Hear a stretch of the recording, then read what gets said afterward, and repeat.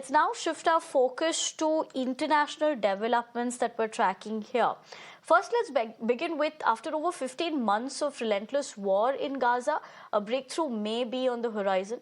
Qatar has announced a tentative agreement between Israel and Hamas for a ceasefire, mediated by Qatar, Egypt, and the US. And this development offers a glimmer of hope after months of deadlocked negotiations, with President-elect Donald Trump warning of severe consequences if hostages are not freed before January 20th, and the Biden administration eager to secure a diplomatic legacy pressure in terms of this.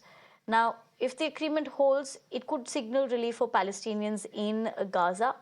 My colleague Shreya earlier spoke to Adam Scott Bellos, CEO, Israel Innovation Fund, to better understand the future and the vastity of these reports. But since we're talking about international developments, let's also tell you the other development that we're tracking. In a heart-wrenching development, a Kerala youth, Binil, has lost his life fighting on the front lines of the ongoing Russia-Ukraine war. The 32-year-old who had been fighting on Russia's side was killed in a deadly drone attack, while his cousin, who was with him, survived but suffered injuries. Now, he went there as an electrician for a job, but a fate shared by many Indians who've been caught up in the conflict. While talking exclusively to Times Network, Binil's brother, Libin Babu, shared the heartbreaking details of his brother's journey. The family claimed that the last few months he had been desperately trying to get home. His untimely death has left behind a young widow and a 4-month-old child as the Indian government works to bring his body back home. Listen in to both those interviews on both those international developments. I leave you with that. Are, of course, multiple facets to this entire war, but let's go with this one by one. You had Antony Blinken right now talk about West Asia, and he once again pushed for the two-state solution. He said that, a two-state solution is required for Palestine, provided that Hamas does not lead Palestine, number one. And number two, he said that Israel has to understand that, this deal needs to go through and there needs to be peace in the region, specifically at Gaza and West Bank, because the kind of peace accord that Israel has reached with the Arab nations, that might be impacted because Arab nations will have pressure from their own citizens to walk away from that peace accord. How do you see that? I think that anything that comes out of any representative of the Biden administration should be ignored. They have no power in the region or really in the globe. Since Donald Trump won a sweeping election, it's been very clear whose policy has been pushing everything forward. If you recently watched Secretary Blinken's interview, I think it was with 60 Minutes or one of the other major news outlets in America, he admitted that the strategy of pressuring Israel publicly did not actually enhance hostage negotiations. It emboldened Hamas to, I guess you could say, plant their feet further in the ground.